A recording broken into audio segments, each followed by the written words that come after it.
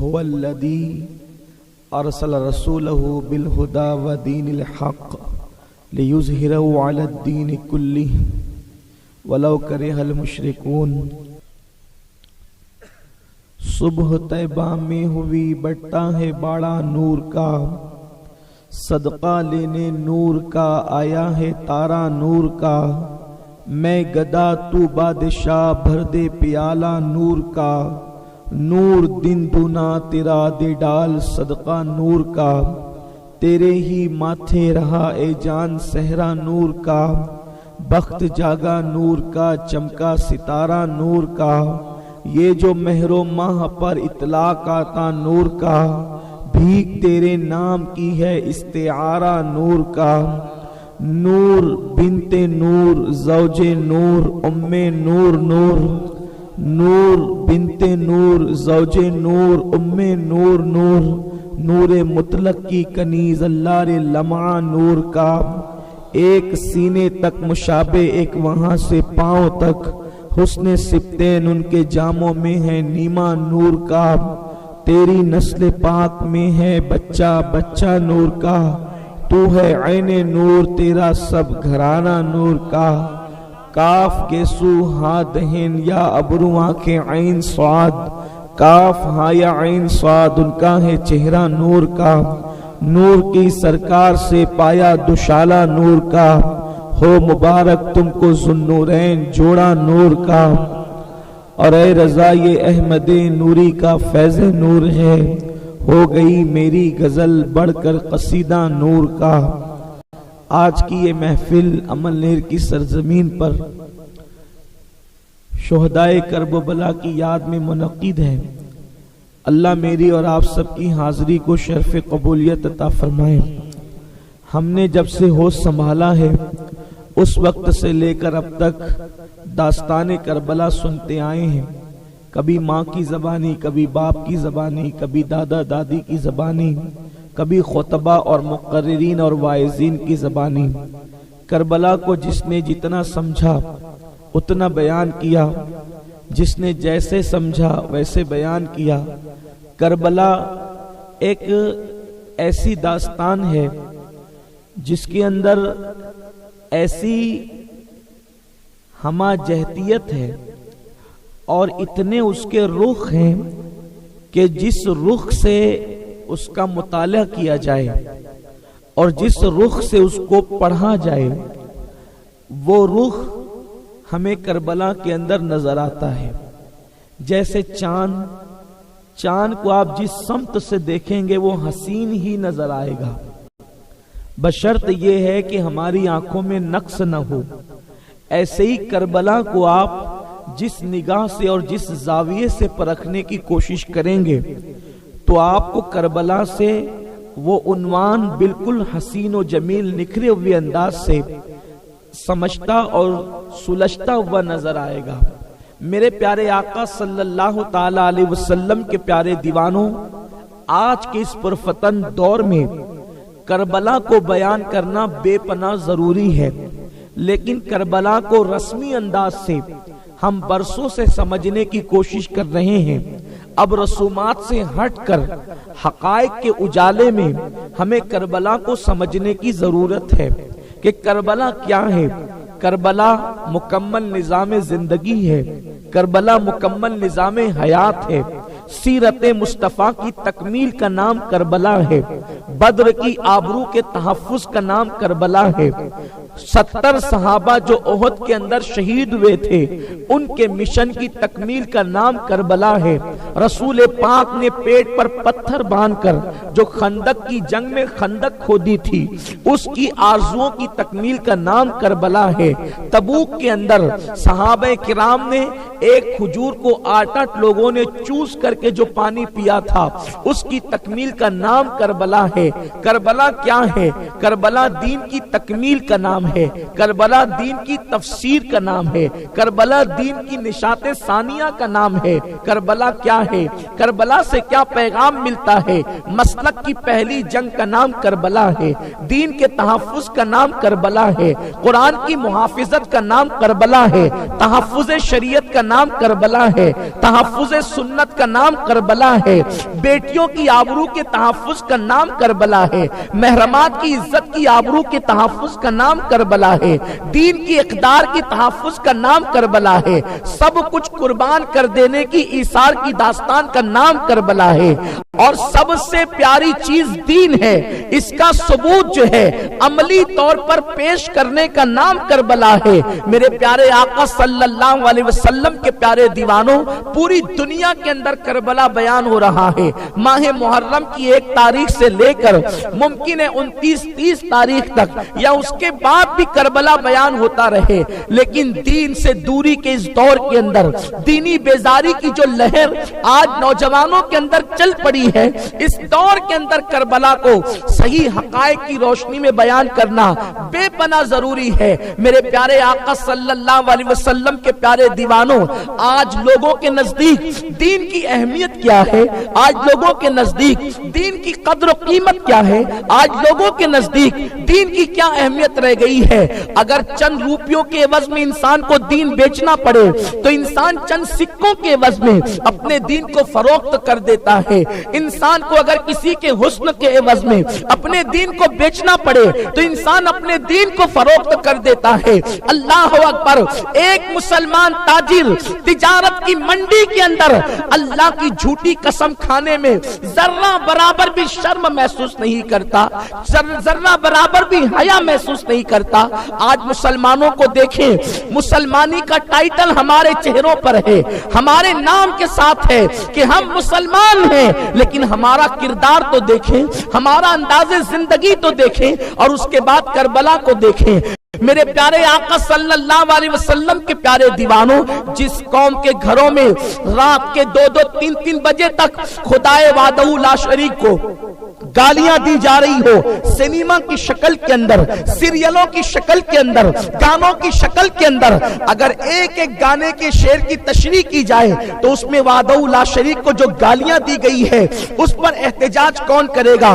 بڑی معذرت کے ساتھ مسلمان، اگر کوئی کافر کہیں پر رسول پاک کی شان میں بے ادبی کرے، معاذ اللہ کارٹون ہی کی شکل میں صحیح، تو ساری دنیا اٹھ کر کھڑی ہوتی ہے، اور بالکل اٹھ کر کھڑا بھی ہونا چاہیے، احتجاج کرنا بھی چاہیے۔ ایمان اور عقیدے کا تقاضا یہی ہے، ایمانی غیرت کا تقاضا یہی ہے، ایمانی حمیت کا تقاضا یہی ہے۔ سب سے پہلی بات تو یہ ہے، رسول ہاشمی کے کوئی کارٹون بنا بھی نہیں سکتا، اس لیے کہ جس نبی کا تصور نہیں کیا جا سکتا اس نبی کی تصویر کیسے بنائی جا سکتی ہے جو تصورات سے پرے ہیں۔ اللہ اکبر! حضرت استاد زمن کہتے ہیں، ایک جھلک دیکھنے کی تاب نہیں عالم کو، وہ اگر جلوہ کرے کون تماشائی ہو، وہ اگر جلوہ کرے کون تماشائی ہو۔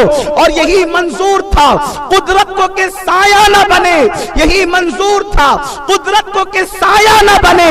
ایسے یکتا کے لیے ایسی ہی یکتائی ہو، جب قدرت نے قادر و قیوم نے اس وجود کا سایہ نہ بنایا تو کوئی خاکی ان کا خاکہ کیسے بنا سکتا ہے؟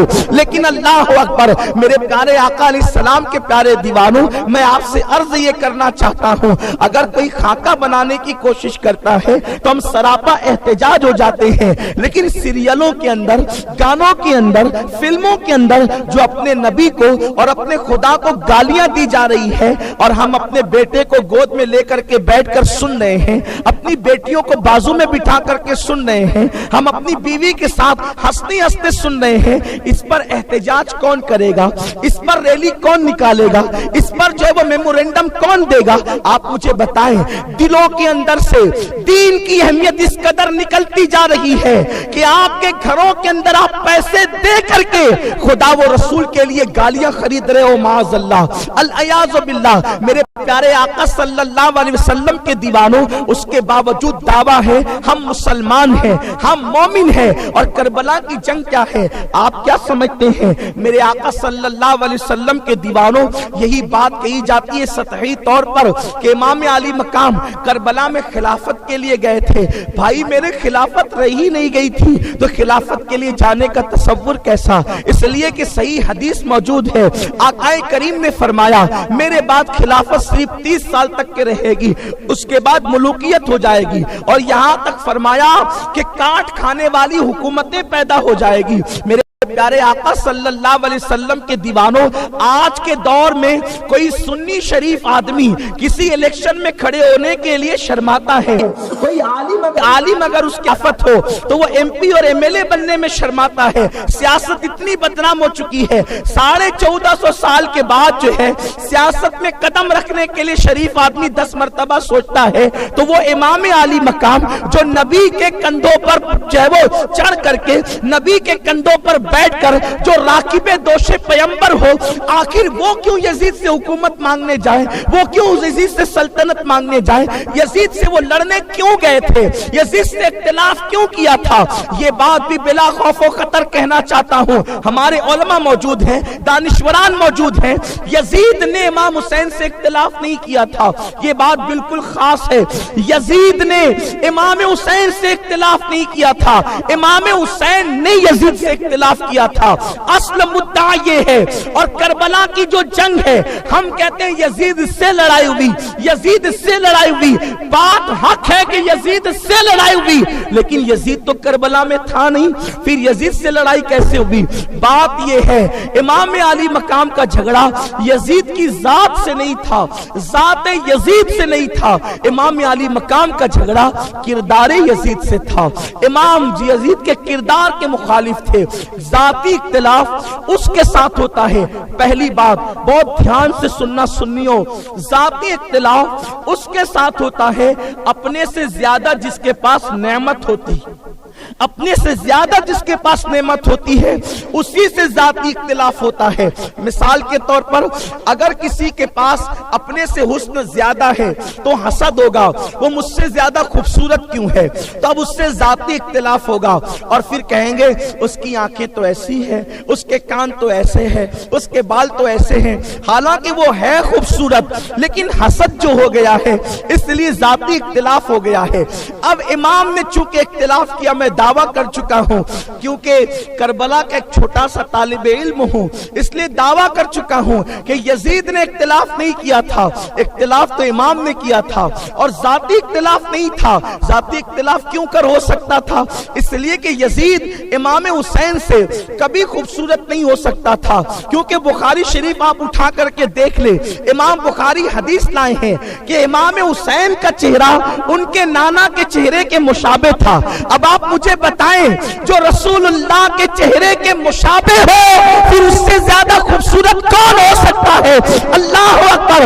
یزید تو اتنا موٹا ہو چکا تھا کہ وہ اٹھنے بیٹھنے کے قابل نہیں رہ گیا تھا، اور اس کے جسم پر سخت اور کڑک بال تھے جیسے سور کے جسم پہ ہوتے ہیں، اور رنگ اتنا گورا تھا کہ لال لال گاجر کی طرح دکھتا تھا۔ میرے پیارے آقا صلی اللہ علیہ وسلم کے دیوانوں، اتنا رنگ گورا ہو جائے کہ بالکل لال اور سرخ چہرہ ہو جائے تو پھر وہ چہرہ اچھا نظر نہیں آتا۔ میرے پیارے آقا علیہ السلام کے پیارے دیوانوں، یزید کے پاس حسن نہیں تھا، اور جہاں تک بات ہے نسب کی، اللہ اکبر!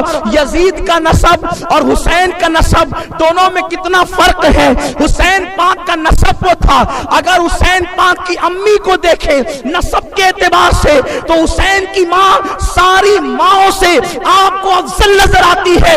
اس کی وجہ یہ ہے کہ کسی کی ماں کے متعلق نبی نے یہ نہیں فرمایا کہ وہ میرے جگر کا ٹکڑا ہے، حسین کی امی کے لیے کہا الفاطمہ تو ملی، فاطمہ میرے جگر کا ٹکڑا ہے۔ نعرہ تکبیر، نعرہ رسالت، سبحان اللہ سبحان اللہ۔ نبی نے فرمایا فاطمہ میرے جگر کا ٹکڑا ہے، اور دوسرے مقام پہ فرمایا وہی قلبی، صرف وہ جگر کا ٹکڑا نہیں ہے، فرماتے وہ میرا دل بھی ہے۔ اب بتائیں جب نبی کی آنکھیں بیان نہیں ہو سکتی تو نبی کا دل کیسے بیان ہو سکتا ہے؟ کوئی ہے ایسا جو نبی کا دل بیان کر سکے؟ کوئی ہے ایسا جو نبی کا قلب بیان کر سکے؟ اللہ اکبر!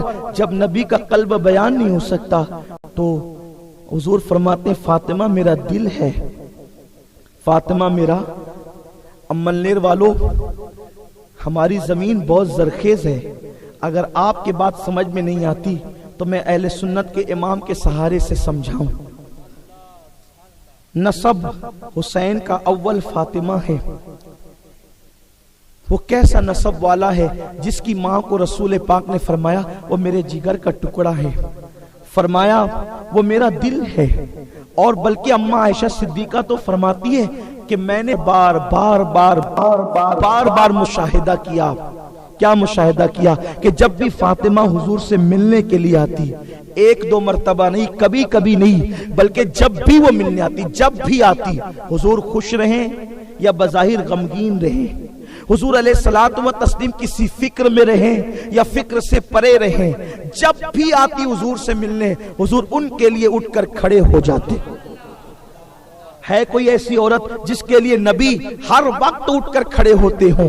सारी दुनिया नबी को ताज़ीम देने के लिए खड़ी होती है और रसूल पाक फातिमतुज़ ज़हरा के लिए उठकर खड़े होते हैं। और सिर्फ खड़े नहीं होते बल्कि फातिमा की पेशानी को चूमते हैं जो हुसैन पाक की अम्मी है, और चूम करके कहते हैं फिदा की उम्मी व अबी या फातिमा, फातिमा तुझ पर मेरे माँ बाप कुर्बान हो जाए। सुभान अल्लाह, सुभान अल्लाह। जिस पर मेरा नबी अपने माँ बाप कुर्बान करता है वो हुसैन की अम्मी है। और जो रसूल पाक ने फरमाया कि वो मेरा दिल है, देखो कायनात में कोई लुगत ही पैदा नहीं हुई जो फातिमा की शान बयान कर सके, क्योंकि जब नबी की आंख बयान नहीं हो सकती, नबी के कान बयान नहीं हो सकते, नबी का दिल कैसे बयान हो सकता है? अगर आपका दिल हाजिर है तो जरा मैं इस पर इमाम की वसातत से, मेरे इमाम की जो है वो अंदाज में, उनके अंदाज में रसूल पाक के दिल को बयान करूं। तवज्जो करें, मेरे इमाम ने एक सलाम लिखा है, कौसर नियाजी कहते हैं अजान के बाद पूरी कायनात में सबसे ज्यादा जो नगमा गूंजता है वो मुस्तफा जाने रहमत पे लाखों सलाम। इस बहर पर बहुत सारे बुजुर्गों ने लिखा, लिख रहे हैं, लिखते रहेंगे, कुर्बान जाए। बल्कि उससे बढ़कर भी लिखने की कोशिश की कि चलो इमाम ने तो लाखों कहा है, हम करोड़ों कह दें। किसी ने कहा हर दम कह दें, किसी ने कहा हर साअत कह दें, किसी ने कहा हर पल कह दे, लेकिन वाहरे इमाम सारे लिखने वालों के कलम सराखों पर, सब के कलम आंख की पुतलियों पर रखता हूं, लेकिन इमाम के सलाम को जो कबूलियत हासिल हुई है वो किसी के सलाम को कबूलियत हासिल नहीं हुई। इन आंखों ने देखा, इन कानों ने सुना, मदीना मुनव्वरा के जो अरबी देहात से आती हैं, जिनको उर्दू के अलीफ से जो है वो पहचान और मारिफत नहीं, वो भी मुस्तफा जान रहमत पढ़ने वाले जब पढ़ते हैं तो उनके साथ हाथ बांध के खड़े हो जाते हैं और उनको पता चल जाता है कि किसी पर सलाम पढ़ा जा रहा है। कितना मकबूल जमाना वो सलाम है। उस सलाम की खुसूसियत ये है कि उसको उर्दू जबान का कसीदे बुर्दा कहा गया है। उस सलाम की खासियत और भी ये है कि इमाम ने उसके अंदर रसूल पाक के एक एक उज़्व पर सलाम पढ़ा है, एक एक उज़्व पे दुरूद पढ़ा है, और नबी के पूरे खानदान पर, तमाम असहाब पर, तमाम अंबिया पर, तमाम अज़वाज पर, तमाम औलिया पर, हत्ता कि उस सलाम की खुसूसियत ये है कि नबी के एक एक उम्मती पर उन्होंने सलाम पढ़ा है, लेकिन उसकी तरफ नहीं जाता। अब अगर जुड़ना है और अहले बैत के फजाइल सुनना है, अभी मैं अपने उन्वान पे नहीं आया, मैं तो तमहीद की तरफ बढ़ रहा हूँ। आप तवज्जो करें, मेरा इमाम अपने नबी के एक एक उज़्व पर यूं सलाम पढ़ता है, वल्लाहु अकबर। कहते हैं जिसके माथे शफाअत का सहरा रहा, उस जबीने सआदत से लाखों सलाम। वो ज़बां जिसको सब कुन की कुंजी कहे, उसकी नाफिस हुकूमत पे लाखों सलाम। वो दहन जिसकी हर बात वही खुदा, चश्मे इल्म हिकमत पे लाखों सलाम। उठ गई जिस तरह दम में दम आ गया, उस निगाहे इनायत पे लाखों सलाम। दूर नजदीक के सुनने वाले वो कान लाले करामत पे लाखों सलाम। नीचे आंखों की शर्मो हया पे दुरूद, ऊंची दीनी की रिफात पे लाखों सलाम। कहते हैं जिसके सजदे को मेहराबे काबा झुकी, उन फलों की लताफत पे लाखों सलाम। और कहते हैं अल्लाह अकबर, हाथ जिस समत उठा गनी कर दिया, मौजे बैरे समाहत पे लाखों सलाम। और बड़े मजे में कहते हैं अल्लाह अकबर, कुल जहां मिलकर चौकी रोटी के साथ उस शिकम की कनाअत पे लाखों सलाम। और फिर पैरों की तरफ आते हैं तो कहते ہیں جلدی جلدی چل رہا ہوں، ایک ایک عضو پر پڑا ہے، میں بھی پڑھ سکتا ہوں، لیکن میرا عنوان اس وقت آزائے رسالت نہیں بلکہ اس وقت مجھے کربلا بیان کرنا ہے۔ سنیوں، میرے امام نے نبی کے پیروں پر یوں سلام پڑھا، کہتے ہیں کھائی قرآن کھا کے گزر کی قسم اس کفے باقی حرمت باللہ و سلام۔ اور اہل علم کی توجہ چاہتا ہوں، لوگ کہتے ہیں اعلیٰ حضرت کیوں کرتے ہو؟ ہم کہتے اس لیے کرتے ہیں کہ جب کسی شاعر نے، کسی مصنف نے، کسی محرر نے اپنے محبوب کی کمر بیان کی ہے تو سنجیدہ سے سنجیدہ شاعر بھی بے حیائی کی طرف بڑھ گیا ہے، لیکن قربان جائے یہ اہل سنت کے امام کی نگاہوں کا تقدس، زبان کا تقدس، بیان کا تقدس، قلم کا تقدس ہے۔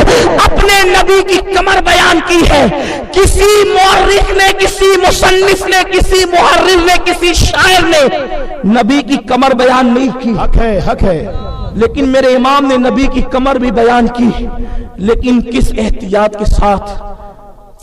کمر کا ذکر آتا ہے تو ہاتھوں سے دامن ادب چھوٹ جاتا ہے، لیکن وہ صرف شاعر نہیں بلکہ فقیہ بھی تھا۔ وہ فقیہ نہیں محدث بھی تھا، وہ مدبر بھی تھا، وہ مفکر بھی تھا، اور صرف مدبر مفکر نہیں تھا بلکہ وہ اپنے دور کا سب سے بڑا عاشق رسول بھی تھا، اپنے وقت کا منصور بھی تھا، اپنے وقت کا صوفی بھی تھا، اپنے وقت کا جنید بھی تھا، اپنے وقت کا بایزید بھی تھا، بلکہ اگر میں کہوں کہ وہ حسان الہند بھی تھا اور بلال ہند بھی تھا تو یہ کوئی بات مبالغہ نہیں ہے۔ اللہ اللہ، بڑے سے بڑے شاعر کو لائیے، غالب جیسا کمر پر آ کر کے کمر میں نہ رہ سکا، کمر پر آ کر کمر میں نہ رہ سکا، لیکن یہ اعلیٰ حضرت کی ندرت ہے۔ کہتے ہیں جو کہ عزم شفاعت پہ کھچ کر بندھی، سبحان اللہ سبحان اللہ سبحان اللہ۔ اردو ادب میں لائیے کوئی ایسی بات کہ محبوب کی کمر بیان ہو رہی ہو اور اس تقدس سے بیان ہو رہی ہو، جو کہ عزم کہتے ہیں جو مشکیزے کے اندر ہوتا ہے باہر وہی نکلتا ہے۔ ایک طرف الوائے ثلاثہ اٹھا کر دیکھیں اور ایک طرف ہدایت بخشش کا یہ انداز دیکھیں۔ اللہ اکبر کہتے ہیں جو کہ عزم شفاعت پہ کھچ کر بندھی اس کمر کی حمایت پہ نعرہ تکبیر، نعرہ رسالت، عشق محبت، عشق محبت، جو کہ عزم شفاعت پہ کھچ کر بندھی اس کمر کی حمایت پہ لاکھوں سلام، کچھ نہیں چھوڑا، سب پہ درود و سلام پڑا۔ پھر یہاں پر آ کر کہتے ہیں الغرض ان کے ہر منہ پہ یعنی بال پہ بے حد درود، ان کی ہر ناز و نعمت پہ لاکھوں سلام، لیکن سب پہ درود و سلام پیش کیا ہے، سب بیان کر دیا۔ پھر اینڈ پر 108 علوم و فنون کا ماہر مجدد جب نبی کے دل پہ آتا ہے تو یوں عاجزی کرتا ہے، دل سمجھ سے ورا ہے، دل سمجھ سے ورا ہے، مگر یوں کہوں گنچے راز وحدت پہ لاکھوں سلام۔ دل سمجھ سے، اب دھیان دینا، اعلیٰ حضرت کا شعر خود سمجھ میں نہیں آتا تو میں دوسرے کو کیا سمجھا سکتا ہوں، لیکن کربلا والوں کا فیضان سنیے۔ دل سمجھ سے ورا ہے، نبی کا دل سمجھ سے باہر ہے، سمجھ میں نہیں آ سکتا لیکن کہنا تو پڑے گا نا، تو کہتے ہیں گنچے راز وحدت پہ لاکھوں سلام۔ اب نبی کا دل کیا ہے؟ اللہ کی رازوں کی کلی ہے، اللہ کے رازوں کی کلی ہے۔ کلی کیوں ہے؟ اس لیے کہ کلی بند ہوتی ہے تو اس میں خوشبو بطور راز ہوتی ہے، جب تک کھلتی نہیں خوشبو باہر نہیں آتی۔ وہ گنچے راز وحدت ہے۔ کس کا راز؟ ایک دو راز نہیں بلکہ رازوں کا گنچا ہے، رازوں کا خزانہ ہے، رازوں کی کلی ہے۔ کس کے راز؟ اللہ کے راز۔ تب جو اللہ کا راز ہو وہ بیان ہو سکتا ہے، وہ تو دماغ کی بہار ہے، وہ تو دماغ کی بہار ہے۔ دل سمجھ سے ورا ہے، مگر یوں کہوں گنچے راز وحدت پہ لاکھوں سلام۔ گنچے کو پھول بھی کہتے ہیں، کلی بھی کہتے ہیں، اور اسی گنچے کو عربی میں زہرا کہتے ہیں، اسی گنچے کو عربی میں زہرا کہتے ہیں۔ نبی نے اپنی بیٹی کا نام فاطمہ کے ساتھ زہرا بھی رکھا، یعنی کہ گنچا۔ اب آپ کہیں، اور پھر اس کو اپنا دل بھی کہا، پتا چلا کہ وہ دل ہے نبی کا، یعنی گنچائے راز وحدت ہے اور وہ زہرا ہے۔ اب بتائیں جب دل نبی کا دل گنچائے وحدت ہے اور سمجھ سے ورا ہے تو پتا چلا کہ نبی کا دل نہ کوئی محدث بیان کر سکتا ہے، نہ کوئی مفسر بیان کر سکتا ہے، نہ کوئی خطیب بیان کر سکتا ہے۔ تو کیا پتا چلا کہ نبی کا دل بیان نہیں کیا جا سکتا، اور حضور کہتے فاطمہ میرا دل ہے، فاطمہ میرا دل ہے، تو نبی کا دل بیان نہیں ہو سکتا، اس طرح شان فاطمہ بھی بیان نہیں ہو سکتی۔ دنیا میں کوئی لغت ایسی ایجاد ہوئی ہی نہیں ہے کہ جس کو فاطمۃ الزہرا کی فضیلت بیان کیا جا سکے، اس لیے کہ جس کو نبی اپنا بدا کہے، جگر کا ٹکڑا کہے، اللہ اکبر۔ اب اس فاطمہ کو اگر میں کعبہ کہوں تو کس منہ سے، عرش کہوں تو کس منہ سے، اس لیے کہ ہمارے محدثین نے اپنی کتابوں میں لکھا ہے کہ جو مٹی نبی کے جسم سے مس ہو جائے وہ کعبے اور عرش سے افضل ہو جاتی ہے، جسم سے مٹی مس ہو جائے تو وہ کعبے اور عرش سے مس ہو جاتی ہے۔ فاطمہ نبی کے جسم سے لگنے والی مٹی کا نام نہیں ہے، بلکہ آقا فرماتے ہیں فاطمہ تو بدا تو منی، وہ میرے جگر کا ٹکڑا ہے۔ سبحان اللہ، جسم سے لگے وہ کعبے اور عرش سے افضل ہو جائے، اور جو جگر کا ٹکڑا ہو اس کی شان کون بیان کر سکتا ہے؟ اب بتائیں کیا یزید امام حسین سے نسب میں برابر ہو سکتا ہے؟ اس لیے کہ جس کی ماں فاطمہ ہو۔ یزید کی ماں کو تو حضرت سیدنا امیر معاویہ نے کسی سبب سے طلاق دے دیا تھا۔ ابن کثیر نے لکھا ہے البدایہ والنہایہ میں، اور وہ بچپن سے اپنے والد سے دور ہو گیا تھا، اس لیے بگڑ گیا۔ یزید کی ماں کو طلاق پڑی، میں کوئی بے ادبی نہیں کر رہا ہوں، اور حسین کی امی کی شان یہ تقابل ہی نہیں۔ نبی نے فرمایا فاطمہ کی موجودگی میں دوسرا نکاح تیرے لیے جائز نہیں ہے۔ کہاں یزید کی ماں، کہاں حسین کی ماں۔ قرآن کہتا ہے مثنی و ثلاث و رباع، دو دو کرو، تین تین کرو، چار چار کرو، جتنی پسند آئے ان میں سے دو تین چار کرو۔ لیکن نبی فرماتے ہیں اللہ کا اعلان ہے، اللہ کو کثرت ازواج پسند ہے، لیکن یہاں رسول فرماتے ہیں میری بیٹی فاطمہ کی موجودگی میں دوسرا نکاح نہیں کرنا۔ کیوں نہیں کرنا؟ کوئی بدبخت کہہ سکتا ہے دیکھا اپنی بیٹی کی وجہ سے کہہ دیا، کیا کہہ دیا کہ دوسرا نکاح نہیں کرنا، تو اپنی بیٹی کا بھلا چاہ۔ واللہ میرے نبی نے اپنی امت کا بھلا چاہا۔ کیوں؟ اس لیے کہ رسول پاک نے فرمایا فاطمہ کے ناراض ہونے سے اللہ ناراض ہوتا ہے۔ تب حضور یہ چاہتے تھے کہ میری کوئی امت میں ایسی عورت نہ ہو جس سے فاطمہ ناراض ہو، ناراض فاطمہ ہوگی اس سے اللہ ناراض ہوگا، وہ عورت جہنم میں جائے گی۔ نبی کسی کو جہنم میں دیکھنا نہیں چاہتے تھے، اس لیے کہہ دیا سوکن آئے گی نہیں، فاطمہ ناراض ہوگی نہیں، وہ جہنم میں جائے گی نہیں۔ حضور نے کہا فاطمہ کے بعد کرنا تاکہ وہ جہنم میں نہ جائے، کیونکہ حضور کی شان ہے حریص علیکم بالمؤمنین رؤوف الرحیم۔ حضور کسی کو جہنم میں دیکھنا نہیں چاہتے تھے، اس لیے کہا اس کو ناراض نہیں کرنا، کیونکہ فرمایا فاطمہ کے خوش ہونے سے خدا خوش ہوتا ہے اور فاطمہ کے ناراض ہونے سے خدا ناراض ہوتا ہے۔ اما لیر والوں خدا کی خوشی کی ضمانت لے لو، بی بی زہرا قبر میں تم سے خوش ہو رہی ہوگی کہ اما لیر والے سب چھوڑ کر میرے بیٹے کی محفل سجانے بیٹھ تکبیر، دونوں ہاتھوں کو اٹھا کر کے دو نعرہ رسالت، نعرہ رسالت، نعرہ حیدری۔ بی بی زہرا قبر میں خوش ہو رہی ہوگی، سب چھوڑ کر میرے بیٹے کی محفل سجانے بیٹھ گئے، اور فاطمہ جس سے خوش ہو نبی نے ضمانت دی ہے اس سے خدا خوش ہوا کرتا ہے۔ سبحان اللہ سبحان اللہ۔ فاطمہ جس کو بھیک دیتی ہے پھر اس کے ہاتھ کسی کی چوکھٹ پہ مانگا نہیں کرتے۔ نصیر الدین نصیر کہتے ہیں آؤ در زہرا پر پھیلائے ہوئے دامن، نسلیں ہیں کریموں کی لجپال گھرانہ ہے، جس کی چوکھٹ سے بی بی زہرا کی چوکھٹ جس کو خیرات ملتی ہے وہ دنیا میں بھی بے نیاز ہے، آخرت میں بھی بے نیاز ہے۔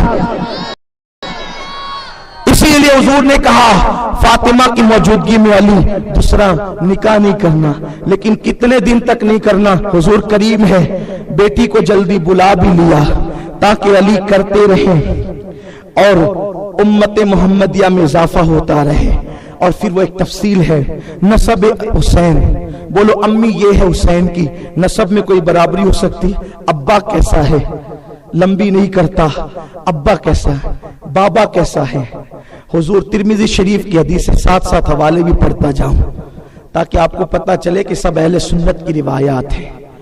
ترمذی شریف کی حدیث ہے، اللہ کے رسول نے فرمایا کہ سارے دروازے جو مسجد نبوی میں کھلتے ہیں سب دروازے بند ہو جائیں، ہر صحابی کے گھر کا دروازہ مسجد نبوی میں بند ہو جائے، مسجد نبوی میں صرف دو دروازے کھلیں گے، یا تو نبی کا دروازہ یا تو علی کا دروازہ، اور حالت جنابت میں علی کو مسجد میں آنے کی اجازت دی، فرمایا جنابت کی حالت میں یا مسجد نبوی میں علی آ سکتا ہے یا اللہ کا نبی آ سکتا ہے۔ یہ حسین کا بابا ہے، بولو نسب کوئی برابر ہو سکتا ہے؟ ذات برابر ہو سکتی تھی؟ کیسے؟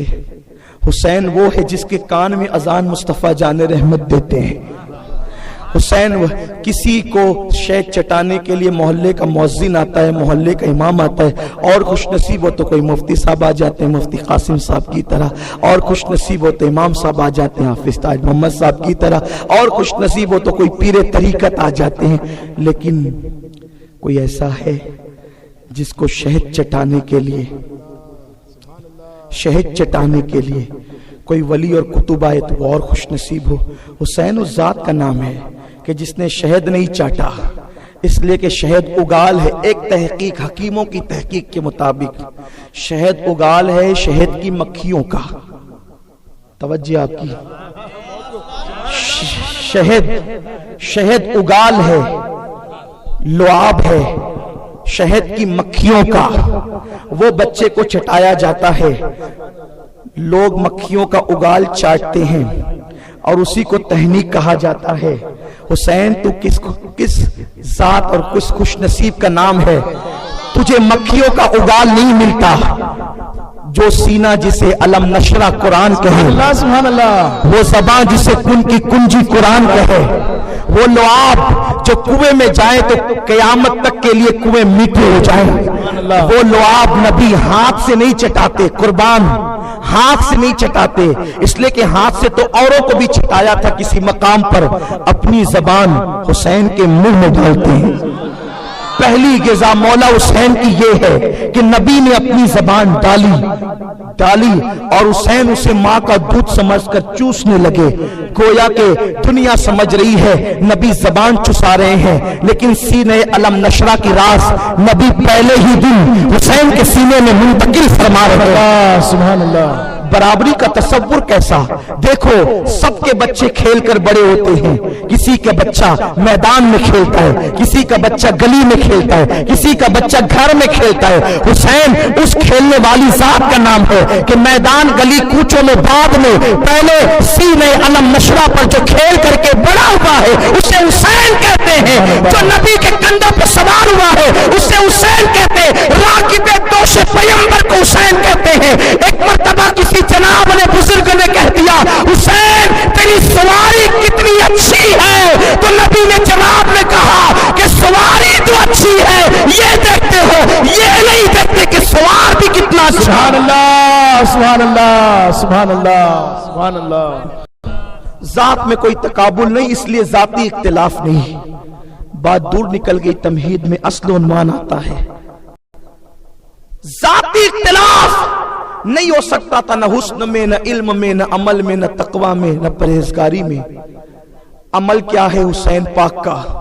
یزید کو کبھی اللہ کے خوف سے رونا نصیب نہیں ہوا، اس نے تو سفر حج میں بھی شراب نہیں چھوڑی۔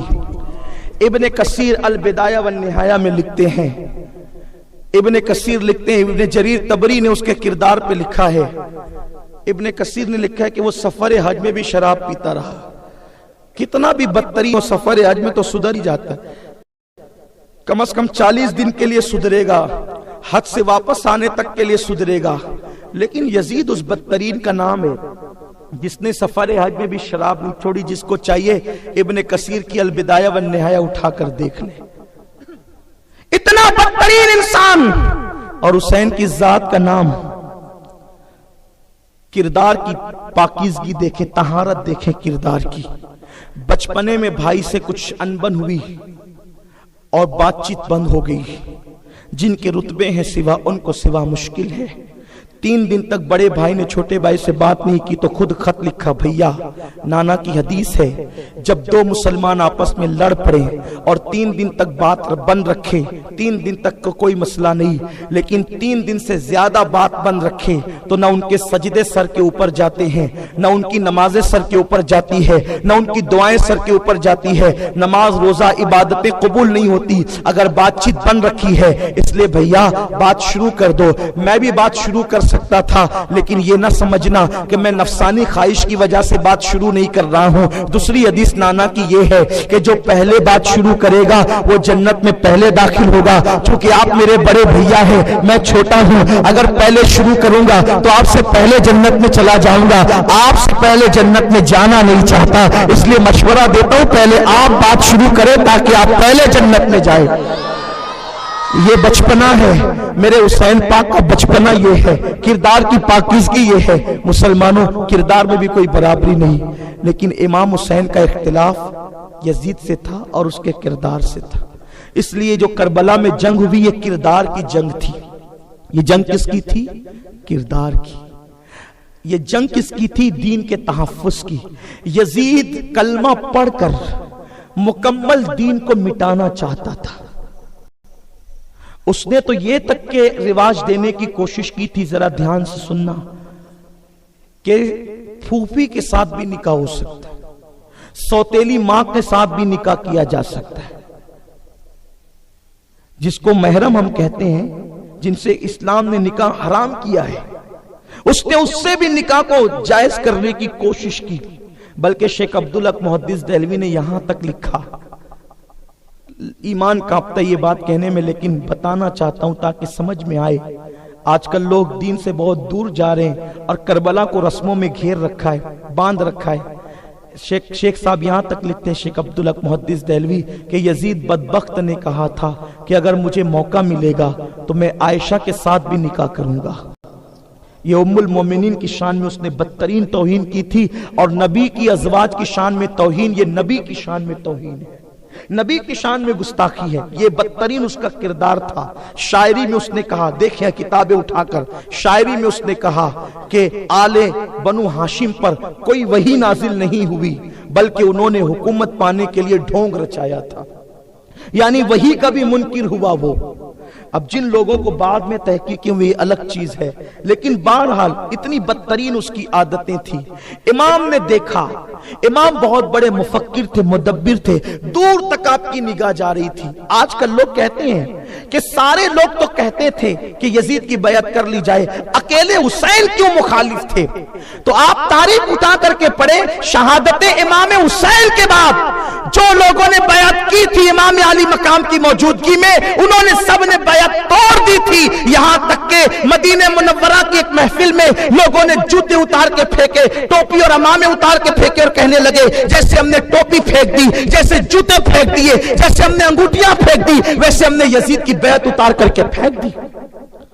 3 سال کے بعد سب کی نگاہ جہاں پہنچی, 3 سال پہلے امام حسین کی نگاہ وہاں پہنچی. جب تک یزید کا فسق و فجور گھر کے اندر تھا لوگوں کو پتا نہیں تھا. امام حسین اس کے گھر کے اندر کو دیکھ رہے تھے, اس لیے اس کی مخالفت فرما رہے تھے. اور امام کھڑے ہوئے دین کے تحفظ کے لیے, کردار بچانے کے لیے. عمل نیر والوں, ارد گرد سے آنے والوں, آپ کو میں کائنہ دکھانا چاہتا ہوں. آج ہم یزید کے ساتھ ہیں یا امام حسین کے ساتھ. نعرہ نہیں, نعرے کی بات نہیں کرتا.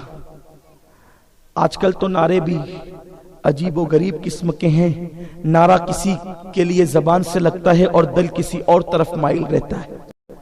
آدمی کسی پارٹی پر لگاتا ہے, ووٹ کسی پارٹی کو دیتا ہے. نعروں کا اعتبار کیا ہے؟ زبانی نعرے کوئی اہمیت نہیں رکھتے. آج اس محفل کے اندر آئینہ دیکھنا ہے، ہم حسین کے ساتھ ہیں یا یزید کے ساتھ؟ کردار کی جنگ ہے یہ، جسے کربلا کی جنگ کہتے ہیں۔ ایک شخص دین کو مٹانا چاہتا ہے اور ایک ذات دین کو بچانا چاہتی ہے۔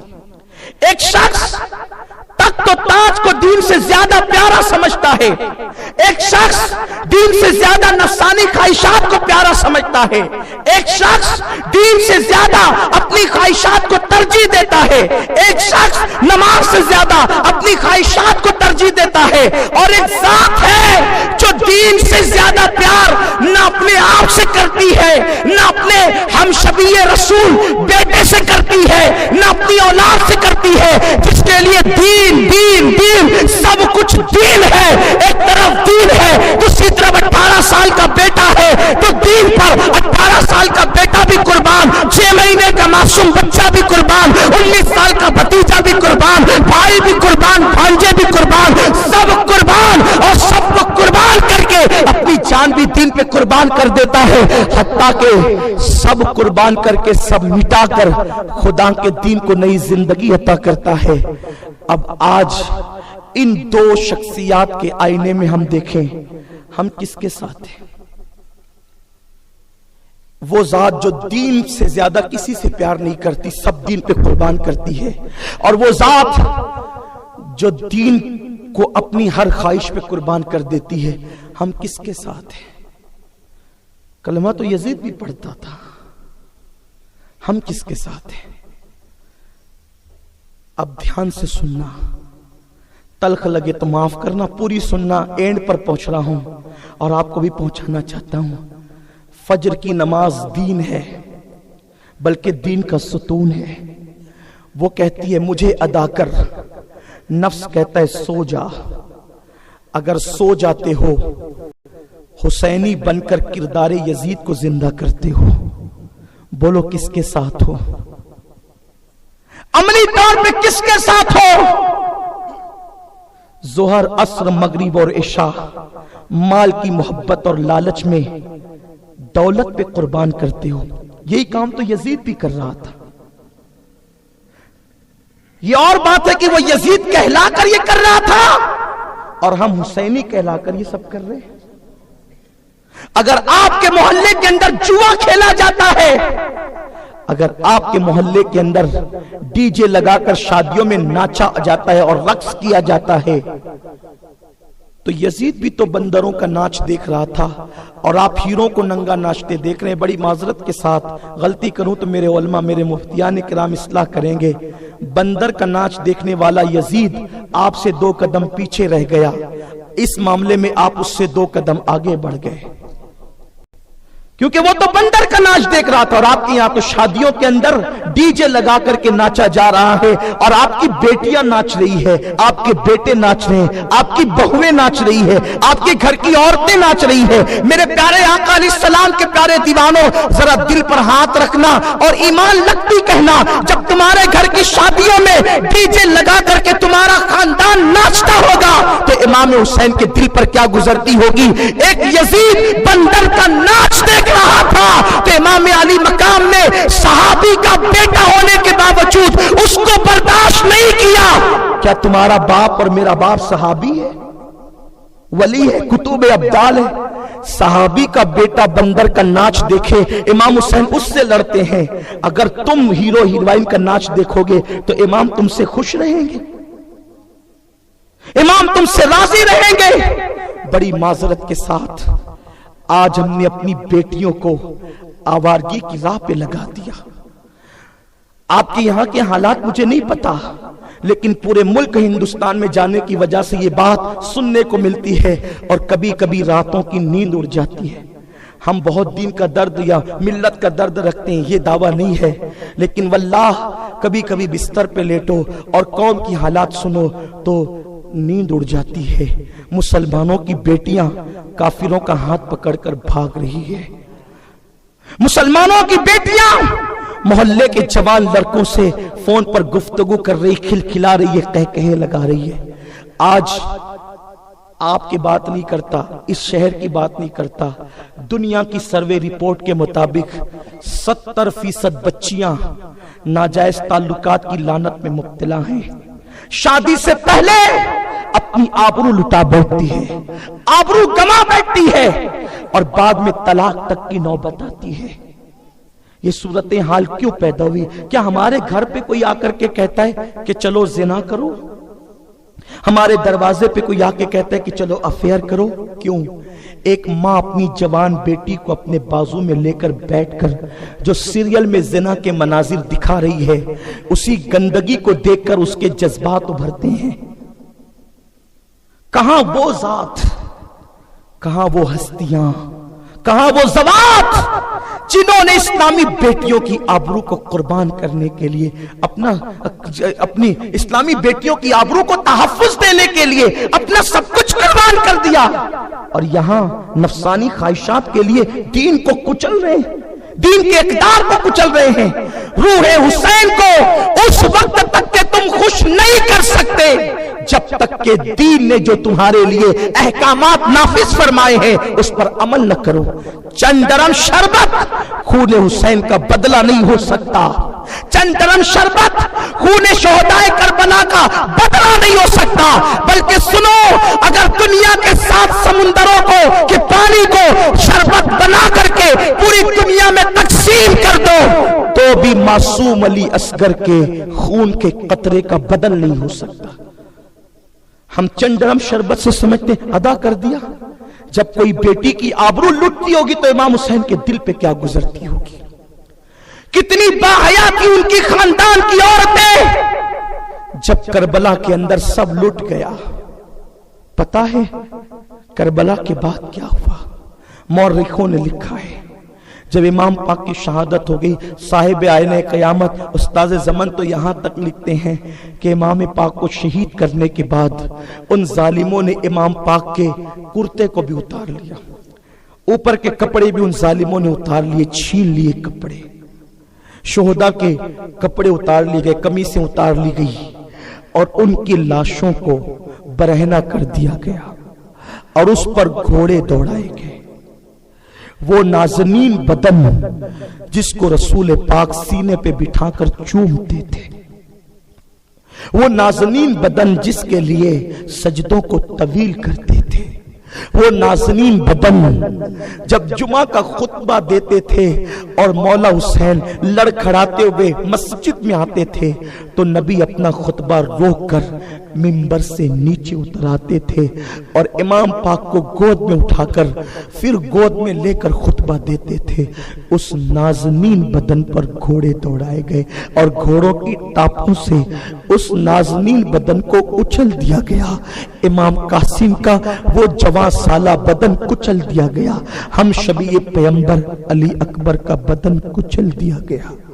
عورتیں کتنے نازک دل والی ہوتی ہیں، اگر چوہا مرا ہوا دیکھ لے تو عورتیں دن بھر کھانا نہیں کھاتی۔ محلے میں ایک لڑکے کا ایکسیڈنٹ ہو جائے تو کئی دن تک کے پورے محلے کی عورتیں غم میں ڈوب جاتی ہے۔ دوسرے کے بچے کا ایکسیڈنٹ ہو تو عورتوں کا دل اتنا چھلنی چھلنی ہوتا ہے۔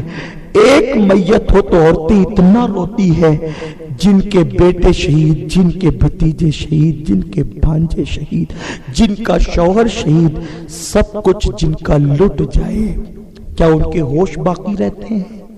لیکن اسی پہ بس نہیں، ادھر شہداء کی لاشوں پہ گھوڑے دوڑ رہے ہیں، ادھر خیمے کو آگ لگا دی گئی، علی اصغر کا جھولا بھی چھین لیا گیا، لوٹ لیا گیا، سیدہ سکینہ کی بالیاں چھین لی گئی، حتیٰ کہ ان طاہر و مطہر جن کے لیے آئے بیویوں نے سیدہ زینب سے کہا، شہزادی زینب،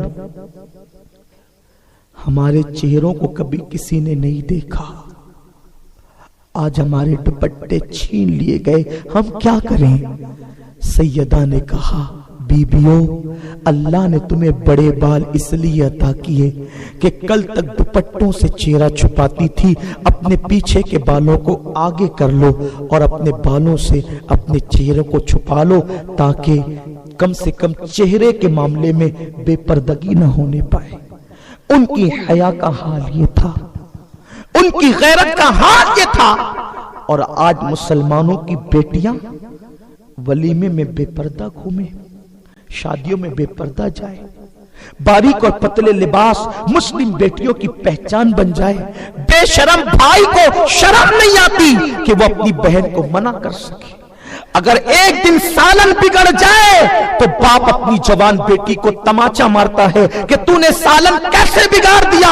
لیکن بے غیرت باپ کو جب بیٹی بے پردہ بازار میں جاتی ہے اس وقت تماچا مارنا یاد نہیں آتا کہ تو بازار میں بے پردہ کیسے چلی گئی.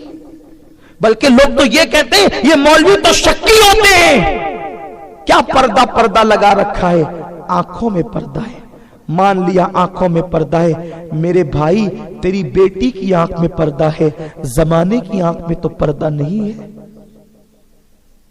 ہم نے اپنی بیٹیوں کو آوارگی کی طرف ڈالا، ہم نے اپنی بیٹیوں کو آوارگی کی راہ پہ چھوڑ دیا، بے پردگی کی راہ پہ چھوڑ دیا. سنو، اللہ کے رسول نے فرمایا جس گھر کی بیٹیاں بے پردہ گھومتی ہے اور اس گھر کے مرد طاقت و قوت کے باوجود منع نہیں کرتے، ایسے مرد دیوس ہے، دیوس. اللہ نہ ان کی نمازیں قبول کرتا ہے نہ ان کی دعائیں قبول کرتا ہے.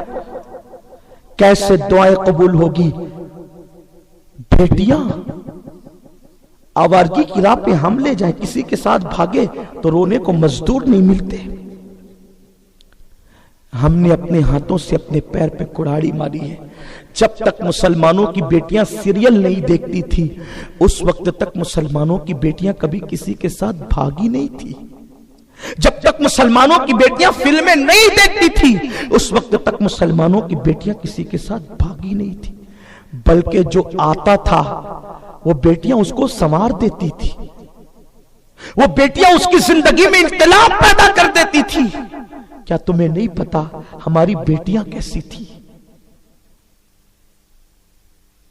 بغداد میں ایک جوان نے ایک لڑکی کو دیکھا، آنکھیں چار ہو گئی. اس نے اس لڑکی سے کہا کیا میرے ساتھ شادی کرے گی؟ اس لڑکی نے کہا میرا باپ مسجد کا امام ہے اور مجھے شرم آئے گی تیرے ساتھ شادی کرنے کے لیے، لیکن ایک کام کر، مجھے 40 دن کی مہلت دے تاکہ میں 40 دن میں اپنے بابا کو منا لوں. لیکن ان 40 دنوں میں تیرے لیے شرط ہے کہ تو میرے باپ کی اقتدا میں نماز پڑھے گا. ایک وقت کی نماز بھی چھوٹنا نہیں چاہیے. اگر واقعی محبت کرتا ہے تو نماز پڑھ میرے باپ کی اقتدا میں. بڑی معذرت کے ساتھ لوگ ہمارے پیچھے نماز پڑھتے ہیں، نہ ہماری زندگی بدلی نہ ان کی زندگی بدلی. لیکن وہ کیا امام لوگ تھے جن کے پیچھے کوئی نمازیں پڑھ لے تو اس کی زندگی بھی بدل جاتی تھی. ان کا تقدس کیا تھا، ان کی پرہیزگاری کیا تھی، ان کا عشق رسول کیا تھا، ان کی زندگی کیسے نپی تلی اور جچی ہوئی ہوا کرتی تھی. بیٹی کو کتنا یقین تھا اپنے باپ کے کیریکٹر پر کہ میرے باپ کے پیچھے 40 دن کی نماز پڑھو پھر ملیں گے. یہ کہہ کر چلی گئی. وہ مرتا کیا نہ کرتا، محبت کے نشے میں انسان کیا نہیں کر سکتا. 40 دن تک نماز پڑھتا رہا. ان 40 دن گزرے، 40واں بھی دن گزرا، وہ لڑکا پھر پلٹ کر نہیں آیا. اس لڑکی نے اپنی کنیز بھیج کر اس سے کہا کیوں نہیں آتے پلٹ کر؟ اس نے کہا اس سے کہہ دینا جب تک دل میں یار نہ بسا تھا، اوروں کے لیے پیار تھا. 40 نمازیں پڑھ کر کسی کی محبت دل میں پیدا ہو گئی، خدا کی محبت دل میں بس گئی، اس کے محبوب کی محبت بس گئی. اب کسی اور کے لیے جگہ نہیں پاتا.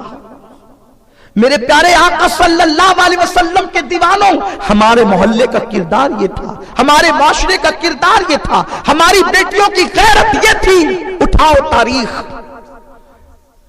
سیدہ زینب کبریٰ سلام اللہ علیہا جب کوفہ کے بازاروں میں گھمائی گئی اور جب کوفہ کے دارالامارت میں سیدہ زینب کبریٰ سلام اللہ علیہا کو کھڑا کیا گیا اور اس بدترین بانی فساد ابن زیاد بدنہاد نے جب منہ چلانا شروع کیا اور اس کم وقت اور بدبخت نے یہ کہا کہ اللہ کا شکر ہے جس نے امیر المومنین یزید کو فتح و نصرت عطا کی اور معاذ اللہ اس بدبخت قذاب نے یوں کہا کہ قذاب ابن قذاب فلاں فلاں، میں نقل اب نہیں کر سکتا اس کے جملے کو، بدبخت کو۔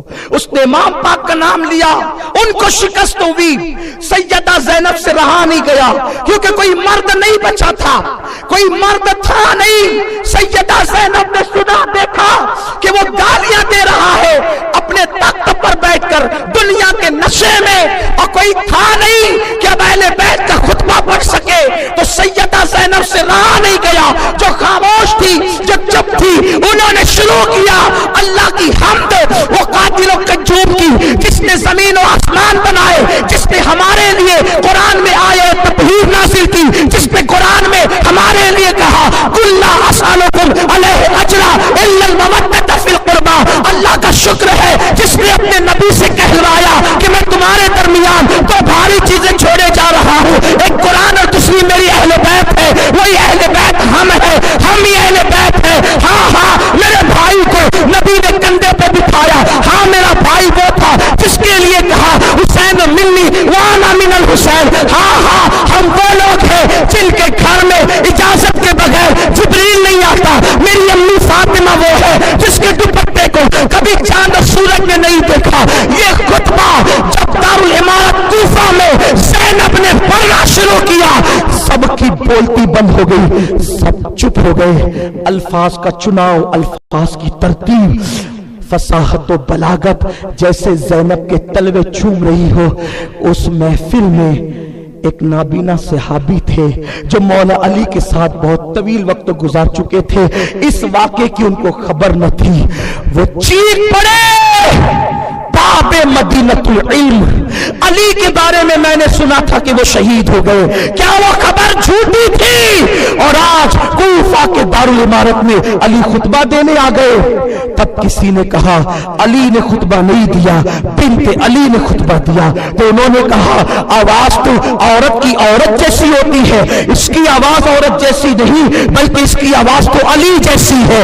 تو کسی نے کہا زینب اس غیرت والی عورت کا نام ہے کہ جب مجبوراً بولنا پڑا تو نسوانی عورت والی عورت کو آواز کو چھپا لیا اور اپنے بابا کی آواز میں لوگوں کے درمیان خطبہ دے کر اپنی آواز کو بھی پردے میں کر لیا۔ دربار میں بولی دی تو لہجے میں علی کے زینب نے کسی حال میں پردہ نہیں چھوڑا، زینب نے کسی حال میں پردہ نہیں چھوڑا۔ یہ سیدہ زینب کا کردار کہ بولنا بھی پڑے تو کرک لہجے میں، مرد کے باپ کے لہجے میں بول رہی ہے، اور ہماری بیٹیاں مردوں سے بات کرنا پڑے تو آواز اور لچکدار بناتی ہے تاکہ کوئی فتنے میں مبتلا ہو جائے۔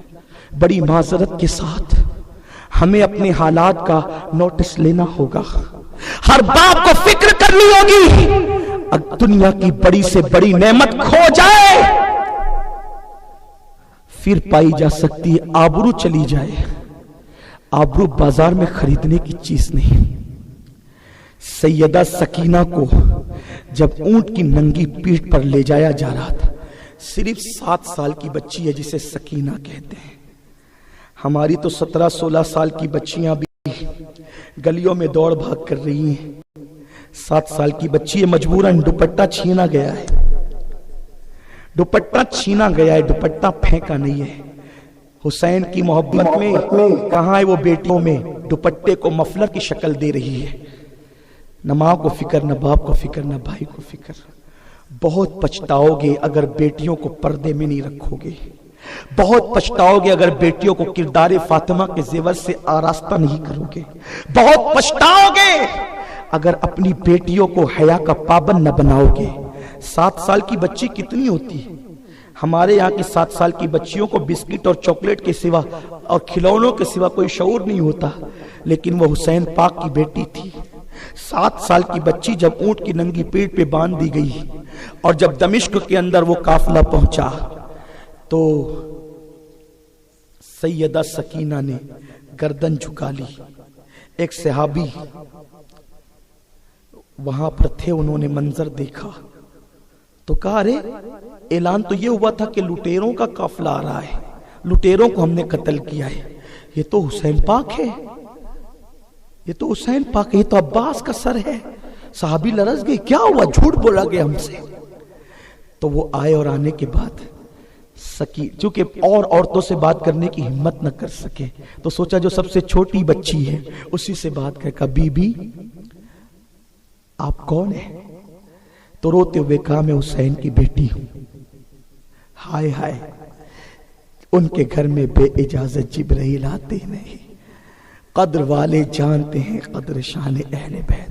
اولیاء جس کی دادی کا نام لے کے گردن جھکاتے ہیں وہ سکینہ ہے۔ آج کہا کہ میں حسین کی بیٹی ہوں، دوپٹے ہماری چھین لیے گئے، مانگنا ہماری عادت نہیں۔ اس صحابی نے کہا بی بی میں غلام ہوں نبی اور آل نبی کا، کیا میں تمہاری کوئی خدمت کر سکتا ہوں، کوئی مدد کر سکتا ہوں؟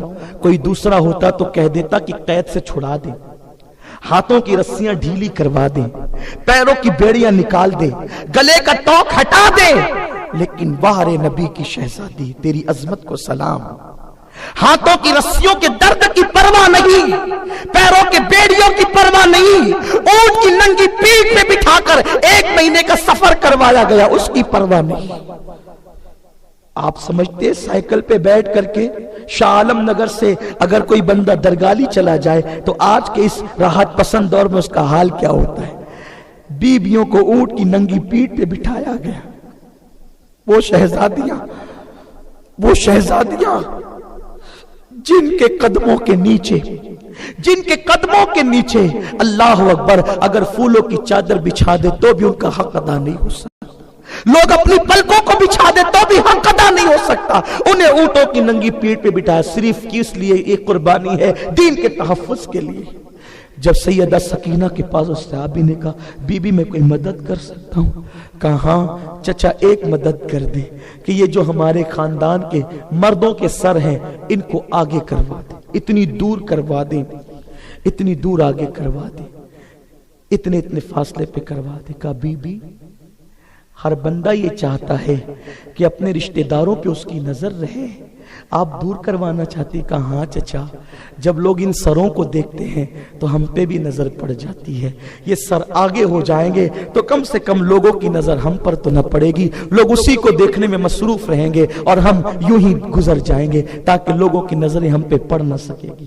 یہ غیرت تھی خاندان نبوت کی بیٹیوں کی۔ آج ہماری بیٹیوں کی غیرت کہاں چلی گئی؟ ہماری بیٹیاں کیا تھی؟ دل کے کانوں سے ایک بات سنیں، اب بات ختم کروں، چونکہ یہ کردار کی جنگ ہے، دین کے تحفظ کی جنگ ہے، اور آج دین کو ہم پامال کر رہے ہیں۔ کانوں میں ایئر فون لگا کر گانے سننے والے حسین پاک کو منہ کیا دکھائیں گے؟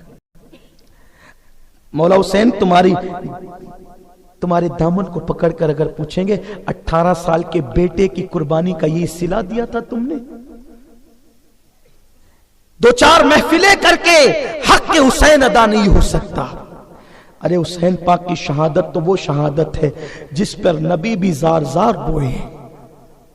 اٹھا کر کے دیکھو حدیث، عبداللہ ابن عباس کہتے ہیں میں جمعہ کے دن 61 ہجری 10ویں محرم کو سو رہا تھا، میں نے خواب میں دیکھا حضور کی زلفیں بکھری ہوئی ہیں، آنکھوں میں آنسو ہے اور جبے پر خون کے قطرے ہیں۔ میں نے عرض کی آقا اچھا حضور کی زلفیں کبھی نہیں بکھرتی تھی؟ اس لیے ابن عباس کو حیرت ہوئی، یا رسول اللہ خیر تو ہے؟ اللہ خیر فرمائے، آج آپ کی زلفیں بکھری ہوئی، آنسو، لباس خون کے دھبوں سے رنگین، ہاتھ میں خون بھری ہوئی بوتل، حضور کیا ہے؟ آقا فرماتے ابن عباس آج میرا بیٹا حسین کربلا میں شہید ہو گیا، میں صبح سے لے کر اب تک شہیدوں کا خون اس بوتل میں جمع کرتا رہا۔ جس شہادت پر اللہ کے رسول بھی بعد وصال بھی روئے ہو، وہ شہادت مولا حسین کی ہے۔ ہم نے اس شہادت کی کیا پرواہ کی، اس شہادت کی کیا فکر کی؟ ہم نے ماہ محرم کو چند رسومات کے اندر جوڑ دیا اور اسی میں مست ہو گئے، اصل عنوان کی طرف سے توجہ ہٹ گئی۔ جس دین کی خاطر حسین پاک نے جان دی، جس کردار کے تحفظ کی خاطر، جس شریعت کی خاطر جان دی، اگر اس شریعت کا تحفظ تمہارے گھروں میں نہیں ہوگا تو تم مولا حسین کو منہ دکھانے کے قابل نہیں ہو۔ بیٹوں کو بھی آوارہ کیا، ہمارے چھوٹے چھوٹے بچے نشہ کر رہے ہیں، ताश के पत्ते और कौड़ियां हमारे मोहल्लों में खेली जा रही है, मुस्लिम मोहल्लों में गांजा और चरस बेचा जा रहा है। उन बेचने वाले बदबख्तों से पूछता हूं, पैसों के बस लोगों की मौत बेच रहे हो, पैसे लेकर के मौत बेच रहे हो। अरे हलाल कमाने वाला जब मरता है तो कफन में कुछ साथ नहीं ले जाता, तुम हराम कमा करके कफन में अपनी दौलत साथ ले जाओगे। लोग हलाल साथ नहीं ले जाते, तुम हराम साथ ले जाओगे। क्यों बेचते हो मुस्लिम मोहल्लों के अंदर नशे और चीजें, और क्यों बिगाड़ते हो? क्या तुम्हारी औलाद को भी कोई मौत बेचेगा तो तुम्हें अच्छा लगेगा? बात खत्म करने लगा हूं, वो बात कहते हुए मेरी कौम की बेटियां अगर गुफ्तगू सुन रही हो, उनसे हाथ जोड़कर इल्तिमास करता हूं, सीरियल देखना छोड़ दो, फिल्में देखना छोड़ दो, इश्किया नावल पढ़ना छोड़ दो, किरदार फातिमा पढ़ो। मर्दों से फोन पे गुफ्तगू करना छोड़ दो अगर वो अजनबी है तो। कोई बेटी किसी अजनबी मर्द से बात न करे, कोई बेटी किसी अजनबी मर्द से फोन पे गुफ्तगू न करे, इसलिए कि बेटी की इज्जत मेरे नबी ने काबे से बुलंद किया है। वो औरों की बेटियां हैं जो बाजारों में बेची जाती है, मुसलमान की बेटी बाजार में बिकने की चीज नहीं है। वो इतनी मुकद्दस है जिसे बेटी कहते हैं। पैदा होती है तो माँ बाप को जन्नती बनाती है, नेक बन के शौहर के घर जाती है तो शौहर के लिए जन्नत होती है, और माँ बन जाती है तो उसके कदमों के नीचे जन्नत सिमट आती है। मुसलमान की बेटी बड़ी अजीम बेटी है, हमारी बेटी बहुत अजीम है, हमारी बेटी बहुत अजीम है, लेकिन किरदार भी उसका अजीम होना चाहिए। हैरत है, जिसके कदमों के नीचे जन्नत, अगर वो जहन्नम में जाए तो कितनी शर्म की बात है। यह भी कहा गया कि औरत जो मां है उसके कदमों के नीचे जन्नत है, और यह भी कहा गया कि जहन्नम में सबसे ज्यादा औरतें जाएगी। क्यों? पर्दा नहीं, शुक्र नहीं, दीन नहीं, धर्म नहीं, गीबत के लिए घंटों मिल जाए, नमाज के लिए टाइम नहीं। अर्ज करने चला था वो बात जो इख्तिताम को ले जाना है। बसरा की जमीन पर एक खूबसूरत लड़की रहती थी।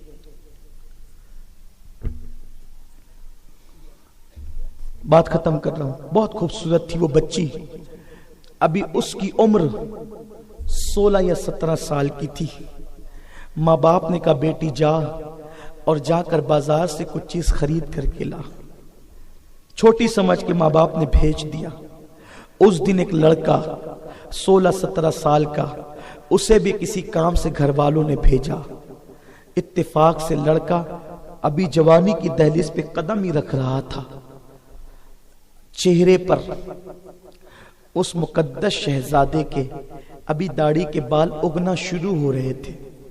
कहते हैं जवानी दीवानी होती है। उस नन्ही सी लड़की पर इस शहजादे की नजर पड़ गई, वो तकने लगा।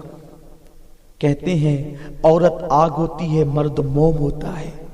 मोम आग के करीब जाए, पिघले ना सही तो कम से कम नरम जरूर पड़ जाता है। अल्लाह हम सबको महफूज रखे। मेरे नबी ने फरमाया सल्लल्लाहु अलैहि वसल्लम, दाऊद जैसा मर्द हो और मरियम जैसी औरत हो, और दोनों अकेले एक साथ बैठने की इजाजत मांगे तो भी मैं दोनों को इजाजत न दूं। है कोई दाऊद जैसा मर्द? है कोई आज मरियम जैसी औरत? अपने नफ्स पे कितना एतबार करोगे? ये नफ्स तो बुराई की तरफ ले जाने वाला है। मत करो अपने नफ्स पे एतबार, मत करो अपने नफ्स पर इतना अंधा यकीन। नफ्स ने किसको छोड़ा जो हमें छोड़ेगा? ये तो डुबाने और तबाह करने वाला है। उस लड़के ने लड़की को देखा और उसी में डूब गया, टिकटिकी बांध कर देखता रहा। मेरे नबी ने फरमाया शैतान के तीरों में से तीर नजर है। नजर बहकती है तो दिल बहकता है, दिल बहकता है तो नफ्स बहकता है, और इंसान फिर जिना तक पहुंचता है। वो बहुत कम लोग हैं जिनकी निगाह बहकती है लेकिन जो जिना तक नहीं पहुंचते। अल्लाह का उन पे खास करम है जिन्हें कुदरत ने जिना से बचा रखा है। जिना वो गुनाह है कि जिसकी सजा नस्लों तक पहुंचती है। جس کی نحوست نسلوں تک پہنچ. کچھ لوگ کہتے ہیں نا مولانا اتنے نیک ہیں ہمارے گھر کے سب لوگ اتنے پرہیزگار ہیں پھر بھی مصیبتیں آتی ہے. کہیں ایسا تو نہیں کہ اوپر کی نسلوں میں کوئی زانی تھا جس کی نحوست کی وجہ سے اب تک آپ کے گھر کی برکت گئی ہوئی ہے. سچ کہتا ہوں لوگ بندشیں کرواتے ہیں, اتارے کرواتے ہیں, تعویذات لے جاتے ہیں, برکت نہیں ہوتی. کیوں؟ اس لیے کہ زنا کی نسلیں, زنا کی نحوست نسلوں تک پہنچتی ہے اور پاک دامنی کی برکت بھی نسلوں تک پہنچتی ہے. اس لیے پاک دامن رہو. امام حسن مجتبی نے فرمایا اگر تم پاک دامن رہو گے تو تمہاری عورتیں پاک دامن رہے گی. امام شافعی نے نقل فرمایا کہ اگر کوئی بندہ زنا کرتا ہے تو زنا ایسے قرض کا نام ہے, ہر قرض لینے والا اپنی مرضی سے قرض ادا کرتا ہے, لیکن زنا اس قرض کو کہتے ہیں ادھر تم کسی سے کرو گے ادھر تمہارے خاندان کی کسی عورت سے خود بخود وہ ادا ہو جائے گا.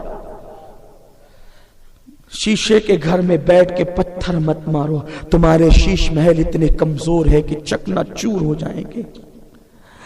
آبروؤں کا اور حیا کا گھر بڑا کمزور ہوتا ہے, مکڑی کے جالے سے بھی زیادہ کمزور ہوتا ہے. نگاہوں کی حفاظت کرو, پارسا بنو, تمہاری بیٹیوں کو بھی پارسائی ملے گی, تمہارے بیٹوں کو بھی پارسائی ملے گی, تمہارے پوتے اور پوتیوں کو بھی پارسائی ملے گی. بہت باحیا بننے کی ضرورت ہے. دنیا نے تو تمہیں تباہی کے دہانے پہ پہنچا دیا. انٹرنیٹ کی نحوست رات بھر جوانوں کو اپنی لپیٹ میں لیے ہوئے ہیں. ہم جس چیز کا تصور نہیں کر سکتے وہ ساری گندگی آج زمانے کے اندر موجود ہے. اللہ میری قوم کے جوانوں کی حفاظت کرے. دنیا نے مکمل طور پہ تمہیں عیاش بنانا چاہا, آوارہ بنانا چاہا. پارسا بنو, پارسائی میں برکتیں ہیں.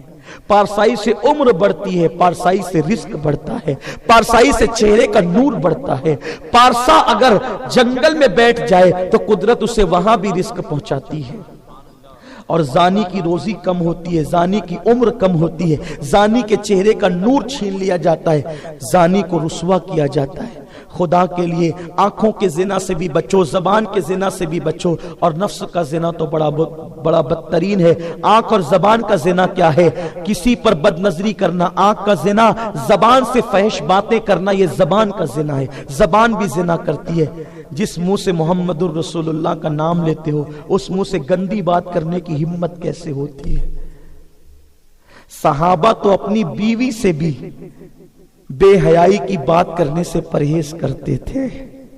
بلکہ حضرت عمر ابن خطاب نے ساری زندگی ہاتھ کے نیچے کے حصے کو بغل کہہ کر کے نہیں پکارا, اس ڈر سے کہ بغل کہہ دوں گا تو لکھ دیا جائے گا, اور لکھوں گا اب لکھ دیا جائے گا تو قیامت میں اللہ کے سامنے پڑھنا پڑے گا, تو لفظ بغل میں اللہ کی بارگاہ میں کیسے پڑھ سکوں گا. وہ بغل پڑھنے سے پرہیز کر رہے ہیں, بغل کہنے سے پرہیز کر رہے ہیں. ہم کتنی گندی گندی باتیں کہتے بھی ہیں, کرتے بھی ہیں, سنتے بھی ہیں. کیا خوف نہیں کہ اللہ کی بارگاہ میں کھڑے بھی ہونا ہے؟ امام علی مقام اسی فکر کو دینے کے لیے کربلا میں آئے تھے, یہی تقدس دینے کے لیے کربلا میں آئے تھے, اور ہم نے کربلا کا پیغام بھلا دیا. عرض یہ کرنے چلا تھا کہ اس نوجوان نے جو ابتدائی جوانی میں تھا, اس نے لڑکی کو دیکھا اور دیکھتا رہ گیا, تکتا رہ گیا. لڑکی غصے میں آئی اور اس لڑکی نے کہا, اے لڑکے کیا دیکھ رہا ہے, کیا تک رہا ہے تو؟ اس نے شاعرانہ لب و لہجے میں کہا, کتنی خوبصورت ہے تو, میں تیرے حسن کو دیکھ رہا ہوں. لڑکی نے غصے میں کہا, لیکن اس نے سمجھا کہ بات بن رہی ہے. کہا, میرے جسم کا کون سا حصہ تجھے پسند آتا ہے جو تم مجھے ٹک رہا ہے؟ کہا, تیری آنکھیں کتنی خوبصورت ہے, تیری آنکھوں کو دیکھ کر نرگس کے پھول یاد آتے ہیں, تیری آنکھوں کو دیکھ کر ہرن کی آنکھوں کا حسن یاد آتا ہے. لڑکی نے کہا, رک, ابھی تیرا انتظام کرتی ہوں. گئی. تھوڑی دیر کے بعد ایک بوڑھی کنیز ایک تشت لے کر کے آئی, ایک تھالی لے کر کے آئی, اس پہ کپڑا ڈھکا ہوا تھا, اور اس تھالی کو لا کر کے کہا, اے لڑکے تھوڑی دیر پہلے ابھی تو کسی لڑکی کو تک رہا تھا اور اس کے آنکھوں کے حسن کی تو نے تعریف کی تھی. اس نے کہا, ہاں. فاخرانہ لب و لہجے میں کہا, کہا اس نے تحفہ بھیجا ہے. اس نوجوان نے سوچا, پہلی محبت کا تیر نشان پہ جا کے لگا, میں کامیاب ہو گیا. تحفہ آیا ہے, جس کو پیار سے دیکھا، لیکن جیسے کپڑا ہٹایا تو پیروں کے نیچے سے زمین کھسک گئی۔ کچھ اور نہ تھا تحفے میں، 2 کٹی ہوئی آنکھیں رکھی تھی، 2 کٹی ہوئی آنکھیں رکھی تھی، اور اس پہ ایک چٹھی میں لکھا ہوا تھا، اے لڑکے، جو آنکھیں لوگوں کو میرے فتنے میں مبتلا کر دے، ایسی آنکھوں کو میں اپنے جسم میں رکھنا نہیں چاہتی۔ مجھے تو اندھا بن کر کے رہنا پسند ہے، لیکن بے حیا بن کے رہنا مجھے پسند نہیں ہے۔ جو آنکھیں لوگوں کو میرے فتنے میں مبتلا کر دے، ان آنکھوں کو میں نے نہیں رکھنا۔ کہاں گئی میری قوم کی وہ بیٹیاں جو بھووں پہ ابرو بنا کر کے اور پلکوں میں جو ہے وہ افشا لگا کر کے اور مانگوں میں حسن بھر کر کے اپنے چہرے کی نمائش کرنے کے لیے ولیمے اور بازار میں جاتی ہیں؟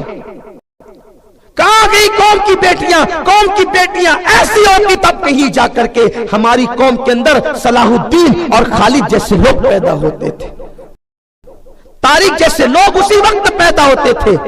اب جو چور چکے اور حوالی موالی پیدا ہو رہے ہیں، یہ ماں کی بدکرداریوں کا نتیجہ ہے۔ جب ماں شریف ہوتی ہے تو اولاد میں بھی شرافت موجود ہوتی ہے۔ تقریریں کسی کو سنوار سکتی ہے، تقریریں قوم میں کب انقلاب پیدا کر سکتی؟ انقلاب تو ماں کا دودھ پیدا کرتا ہے، انقلاب تو ماں کا کردار پیدا کرتا ہے۔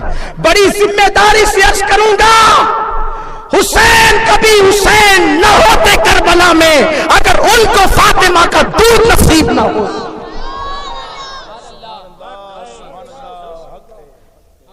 فاطمہ کا دودھ جس کی رگوں میں دوڑے گا وہی حسین بن کر کے کربلا میں دین کو محفوظ کرے گا، ورنہ آسان ہے کربلا میں ٹکنا۔ ارے 4 لوگ سامنے کھڑے ہو جائیں تو لوگ منہ سے کفر بکنے لگتے ہیں۔ 22,000 کا لشکر دیکھ کر بھی جو پہاڑوں سے زیادہ استقامت کا مظاہرہ کر رہا ہے وہ کس کی جرأت ہے؟ وہ فاطمہ کا دودھ، علی کا خون، نبی کا نور۔ جب 3 چیزیں جمع ہوتی ہے تب حسین بنتا ہے۔ کسی کو حسین زمانہ نہیں بناتا، مدرسے عالم مولوی فاضل مفتی بناتے ہیں، خانقاہ ولی بناتی ہے۔ عالم مفتی فاضل بنتے رہیں گے، ولی بھی قیامت تک بنتے رہیں گے۔ نہ کوئی حسین سے پہلے حسین ہوا، نہ کوئی حسین کے بعد حسین ہو سکتا ہے، اس لیے کہ حسین مدرسوں کی دیواروں میں، خانقاہوں کے زور میں نہیں ملتا، حسین تو فاطمہ کی گود میں ملا۔ اللہ سبحان اللہ سبحان اللہ۔ حسین تو فاطمہ کی گود میں ملتا ہے۔ جب گود فاطمہ کی طرح ہوگی تب حسین جیسا بیٹا۔ اب نہ گود فاطمہ کی طرح ہو سکتی ہے اور اب نہ کوئی حسین پیدا ہو سکتا ہے۔ البتہ کوئی فاطمہ کی کنیز ہو تو غلام حسین ضرور جنم لے سکتا ہے۔ اس لڑکی نے جب کٹی ہوئی آنکھیں بھیجی تو اس جوان کے پیروں کے نیچے سے زمین کھسک گئی اور اس نے کہا، میں نے اپنی زندگی کی بڑی غلطی کر لی، اتنی خوبصورت لڑکی میری وجہ سے اندھی ہو گئی۔ کون اس کو شادی کرے گا؟ کون اس کو لے جائے گا؟ کون اس کو نبھائے گا؟ کہتے ہیں گناہ کرنے والے برے نہیں ہوتے۔ میری بات سمجھا کریں، توجہ سے سنا کریں۔ کہتے ہیں گناہ کرنے والے برے نہیں ہوتے، برے وہ ہوتے ہیں جن کو گناہ کے بعد گناہ کا احساس نہیں ہوتا، اور اچھے گنہگار وہ ہیں جن کو گناہ کے بعد گناہ کا احساس ہوتا ہے اور پھر وہ ہمیشہ کے لیے اس احساس کی وجہ سے گناہ چھوڑ دیتے ہیں۔ بلکہ ہمارے صوفیہ نے تو ایک روایت لکھی ہے، اگر برداشت کر سکتے ہو تو پڑھ دیتا ہوں، اس کو برداشت کر سکتے ہو تو پڑھ دیتا ہوں۔ فرمایا گیا بعض گناہ ایسے ہوتے ہیں جو انسان کو جنتی بنا دیتے ہیں۔ توجہ آپ کی، پاگل مت سمجھنا، میں امین القادری بول رہا ہوں۔ بعض گناہ ایسے ہوتے ہیں، توجہ، بعض گناہ ایسے ہوتے ہیں جو انسان کو جنتی بنا دیتے ہیں۔ کسی نے پوچھا گناہ بھی جنتی بناتے ہیں؟ کہا ہاں، آدمی سے کوئی گناہ ہو جاتا ہے شامت اعمال کی بنیاد پہ، پھر وہ اس کا اتنا احساس کر لیتا ہے کہ اس احساس کی وجہ سے وہ سچی توبہ کر کے سدھر جاتا ہے اور وہ جنت کی راہ پہ چلنے لگتا ہے۔ تو سبب کیا بنا؟ سبب کیا بنا؟ ٹھوکر ہی تو سبب بنی راست پہ آنے کی۔ تو بات اتنی ہے، ایسا ہی ہوا اس جوان کے ساتھ۔ بظاہر ایک گناہ ہو گیا تھا شامت اعمال کی بنیاد پر، لیکن جب دل میں گناہ کے ساتھ احساس گناہ ہو تو آدمی سدھر جاتا ہے۔ گناہ کے ساتھ احساس گناہ آج مر چکا ہے۔ زنا کو جب فیشن کا نام دو گے تو کیا احساس ہو؟ ڈی جے لگانے کو فیشن کا نام دو گے تو کیا احساس ہوگا؟ بھاگنے کو لڑکیوں کا لڑکوں کے ساتھ بھاگنے کو فیشن کا نام دو گے، روشن خیالی کا نام، تو کیا احساس ہوگا؟ کسی نے کہا ہے نا، وائے ناکامی متائے کارواں جاتا رہا، کارواں کے دل سے احساس زیاں جاتا رہا۔ خدا تجھے کسی طوفان سے آشنا کر دے کہ تیری بحر کی موجوں میں اضطراب نہیں۔ گناہ کا احساس اللہ دلوں میں پیدا کر دے۔ احساس جرم محبوب بنا دیتا ہے اور گناہ پہ بے باکی سے اڑ جانے والے کو مردود بنا دیتا ہے۔ اس لیے اللہ نہ کرے گناہ ہو جائے تو احساس اللہ عطا کرے، پھر احساس ہو تو آدمی گناہ نہیں کرتا۔ اس جوان نے احساس کیا، کون اس سے کرے گا، کون اس کو رکھے گا؟ گھر آیا، پوری رات روتا رہا۔ وہ جوان روتے روتے صبح ہو گئی، توبہ کرتا رہا، آنسو بہاتا رہا۔ کہتے ہیں ندامت کے آنسو بڑے عظیم ہوتے ہیں، موتی بنا کے شان کریمی نے چن لیے۔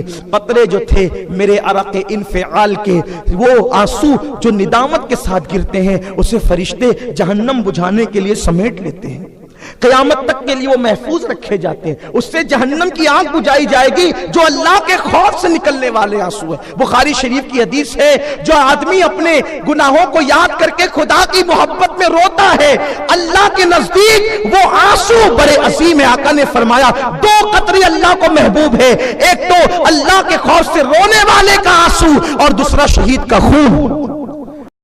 اللہ کو دو قطرے بڑے پسند ہے، اور نبی نے شہید کے خون سے پہلے اللہ کے خوف سے رونے والے آنسوؤں کا ذکر کیا۔ کتنے قیمتی ہے یہ آنسو۔ روتا رہا وہ جوان، توبہ کرتا رہا۔ صبح ہوئی تو دل میں خیال آیا، اللہ سے تو معافی مانگی، لیکن جس کی وجہ سے میری آنکھیں گئی اس سے بھی تو معافی مانگوں۔ گھر سے نکلے، اس محلے میں گئے تو کیا دیکھا کہ پورا محلہ غم میں ڈوبا ہوا ہے اور کسی کا جنازہ اٹھ رہا ہے۔ ہر میت پر ساری قوم نہیں روتی، ہر میت پر ساری قوم نہیں روتی۔ جو قوم کے بڑے عظیم سرمایے ہوتے ہیں، ان کے جنازے اٹھتے وقت قوم کے ہر بندے کی آنکھ میں آنسو آتے ہیں۔ اگر اس کی زندہ مثال دیکھنا ہے تو ماضی قریب میں تاج الشریعہ کے جنازے کو دیکھا جا سکتا۔ جو اللہ کے ہو جاتے ہیں پھر اس کے دشمن بھی اس کی تعزیت کیا کرتے ہیں۔ دیوبند میں تعزیت ہو رہی ہے اس لیے کہ جو ساری زندگی اللہ کے لیے لوگوں کو حق کا اعلان کرتا رہا۔ دیوبند والوں نے کبھی کسی کی تعزیت نہیں کی۔ میرے چھوٹے سے معلومات کے مطابق لوگ دلوں میں عزت بنانے کے لیے حق چھپاتے ہیں، لیکن قدرت نے واضح کر دیا حق چھپانے والوں کی عزتیں نہیں ہوا کرتی، حق بتانے والوں کی تعریف دشمن سے بھی کروا لیتے ہیں۔ ہر بندہ رو رہا تھا، ہر بندے کی آنکھ میں آنسو تھا، جنازہ اٹھ رہا تھا۔ وہ جوان گیا، پوچھا کس بزرگ کا جنازہ ہے جس میں سب غمگین ہیں؟ کسی نے کہا کسی بزرگ کا نہیں، ہمارے محلے کی بڑی پارسا بیٹی کا جنازہ ہے۔ کل صبح گھر والوں نے بازار بھیجا تھا، سنا ہے کسی لڑکے نے تک لیا، غصے میں آ کر اس نے اپنی آنکھیں کاٹ کر لڑکے کو بھجوا دیا۔ لیکن آنکھیں تو کاٹ لی حیا کی وجہ سے، لیکن آنکھوں کا درد برداشت نہ کر سکی۔ رات بھر تڑپتی رہی اور درد برداشت نہ کرنے کی وجہ سے رات کے آخری حصے میں دم توڑ گئی۔ اسی کا جنازہ ہے۔ اس جوان نے کہا میری وجہ سے کسی کی آنکھ ہی نہیں، کسی کی جان بھی گئی، میں نے کیوں دیکھا؟ آج کے بعد کسی عورت تو عورت ہے، نظر بھر کر کسی مرد کو بھی نہیں دیکھوں گا۔ سچی توبہ کی اور سچی توبہ کر کے کسی کے دامن میں آ گیا۔ وہ دامن بھی ملا تو کس کا؟ حسین کے بابا علی مرتضیٰ کا۔ اور پھر وہی جوان جس کا واقعہ میں نے عرض کیا اپنے الفاظ کے جامع میں، دنیا نے اس ذات کو علی پاک کا مرید، علی پاک کا خلیفہ حسن بصری کے نام سے جانا اور پہچانا، امام حسن بصری کے نام سے جانا اور پہچانا۔ وہ بھی کیسی ذات، معراج سے آنے کے بعد حضور نے اپنا جو جبہ مولا علی کو دیا تھا، علی نے حسن بصری کا تقوی دیکھ کر وہ جبہ امام حسن بصری کو عطا فرمایا۔ یہ شان ہے۔ لیکن یہ زندگی بدلی کیسے؟ ایک بیٹی کی تقوی کی وجہ سے، ایک لڑکی کے تقدس کی وجہ سے۔ کاش ہماری بیٹیوں کے اندر بھی یہ کردار پیدا ہو، کردار زینب پیدا ہو، ہمارے گھروں میں بھی اسلامی ماحول پیدا ہو۔ یہ جو سنی دعوت اسلامی کام کر رہی ہے، محنت کر رہی ہے، مشقت کر رہی ہے، آپ ہی میں سے کچھ جوان اٹھتے ہیں اور وہ دین کی خدمت کرتے ہیں۔ الحمدللہ ہمارے فیاض بھائی ہمارے اس شہر میں بڑے دنوں سے کام کر رہے ہیں اپنے ساتھیوں کو لے کے، بڑے ساتھی ان کے ساتھ ہیں، سب کے نام میں لوں گا تو وقت جائے گا۔ شیرپور میں ہمارے حافظ تاج محمد صاحب، حافظ ثاقب صاحب پوری قوم کو لے کر کام کر رہے ہیں۔ ہمارے مجاہد سنیت سعید نوری صاحب، انہوں نے تو انگلش اسکول بھی وہاں قائم کی نندربار میں، یہاں بھی الحمدللہ کام کر رہے ہیں۔ ان کے احباب کے ساتھ اور بھی سب لوگ، اور ان کے میں بھی جوتیاں سیدھی کرنے کے لیے کبھی کبھی ان کے ہم سفر ہو جاتا ہوں اور ان کی خدمت میں لگ جاتا ہوں، اس نیت سے کہ اللہ تبارک و تعالی میرے لیے بھی نجات کا ذریعہ پیدا فرمائے۔ جب سے مجھے تحریک کا دامن ملا ہے، اللہ تبارک و تعالی نے ہر دن اپنے قرب کی دولت سے نوازا ہے۔ ہم یہ چاہتے ہیں کہ ہمارا ہر جوان خدا کے قریب آئے، محبوب خدا کے قریب آئے۔ ہاں، ہم بھی کبھی یار کے لیے روئیں، ہم بھی کبھی اولیاء اللہ کی سنت کو زندہ کریں۔ کبھی ایسا بھی تو ہو ہم دوستوں کے لیے روئے ہیں، کبھی خدا کے لیے بھی رونے بیٹھ جائیں، سب کے لیے روئیں، کبھی محبوب خدا کے لیے بھی آنسو بہائیں۔ ہاں، کبھی کبھی ایسا بھی ہو کہ ہم اکیلے ہوں، مسلح ہو، آنکھوں سے آنسو بہ رہے ہوں، خدا کا قرب ہو اور ہم ہوں۔ یاد رکھیں، بار بار یاد رکھیں، اچھی طرح یاد رکھیں، جس دن تمہاری مشکل کہیں حل نہ ہوتی ہو، مصلی بچھا کے 2 رکعت پڑھنا، پنجتن کا واسطہ دینا اور اس کے بعد اللہ کی محبت میں رونا، ایسا لگے گا جیسے کوئی تمہارے کندھوں پہ ہاتھ رکھ کر اپنی محبوب آستینوں سے تمہارے آنسوؤں کو خشک کر رہا ہے۔ اکیلے میں خدا کے لیے رونے میں جو مزہ آتا ہے، اللہ کی عزت کی قسم کسی شربت میں اتنا مزہ نہیں جتنا اس کی یاد میں رونے میں ہے، نرم گدوں پر اتنا مزہ نہیں جتنا اس کی یاد میں رونے میں ہے، پھولوں کے گلستہ میں اتنا لطف نہیں، کبھی اس کی یاد میں رو کر تو دیکھو۔ آؤ مصلی پر بیٹھو، اپنی راتوں کو، اپنی تنہائیوں کو اس کی یاد سے آباد کرو، اس کی یاد سے آباد کرو۔ سنی دعوت اسلامی یہی چاہتی ہے کہ جوان کیرم چھوڑ کر، تاش کے پتے چھوڑ کر، ڈی جے چھوڑ کر، کانوں میں ایئر فون لگا کر، گانے اور غزلوں کی نحوست چھوڑ کر وہ پرانا دور پھر یاد دلا دے جو بایزید بستامی کا دور تھا، جو جنید بغدادی کا دور تھا۔ بلکہ کربلا میں امام حسین 54 سال تک بے چینی سے کربلا کا انتظار کرتے رہے۔ میں ثابت کر سکتا ہوں حسین کی زندگی کے ایک ایک لمحے سے کہ حسین کو ہر دن کربلا کا انتظار تھا، کربلا کب آئے گا، کب آئے گا، کب آئے گا، بے چینی سے انتظار کر رہے تھے۔ لیکن جب کربلا آ گیا تو یزیدیوں سے کہتے 1 رات کی مہلت دے دو، 1 رات کی۔ کیوں؟ حسین کان میں اذان دی تھی، اسی وقت نانا نے کہا تھا کہ میرا حسین کربلا میں شہید ہوگا۔ نانا روئے تھے، امی روئی تھی، بابا روئے تھے، سب روئے تھے۔ آپ تو انتظار کر رہے تھے 54 سال تک۔ آپ کو شادی پر وہ لطف نہیں آیا جو کربلا میں لطف آیا۔ وہ لذت جو کربلا میں آئی وہ شادی میں بھی نہیں آئی۔ حدیث سے ثابت کر سکتا ہوں، حدیث ہے کہ بندے کو جنت میں بھی وہ لذت نہیں آئے گی جو شہادت کے وقت لذت آتی۔ اسی لیے شہید کہیں گے مولا تیری جنت میں وہ مزہ نہیں ہے جو تلوار سے کٹتے وقت مزہ آیا تھا، بھیج دنیا میں تاکہ تیرے نام پہ جان قربان کرے۔ آپ کیا جانو، ہم کیا جانے شہادت کی لذت۔ جو نیند کی لذت قربان نہ کرے وہ جان کی لذت کیا قربان کریں گے، اور جو قربان کرتے انہیں پتا ہے کہ لذت کیا ہوتی ہے۔ اب شہادت کی لذت میں کیا بتانے لگوں گا؟ شہادت کی لذت تو شہید بتائے، جس نے آم نہ کھایا وہ آم کی لذت کیا بتا سکتا ہے، اور جو شہید نہ ہوا وہ شہادت کی لذت کیا بیان کر سکتا ہے۔ ہم نے تو اپنے بزرگوں سے سنا، اپنے بڑوں سے سنا، آپ کو بیان کر رہے ہیں۔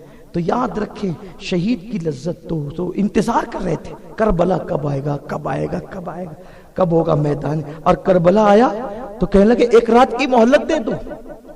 مولا حسین میرے آقا، میرے مولا، میرے کریم بتائیں تو آپ تو انتظار کر رہے تھے بچپنے سے ہر پل ہر لمحہ، آپ کو تو پالا ہی کربلا کے لیے گیا تھا، پھر رات کیوں مانگی آپ نے ان سے؟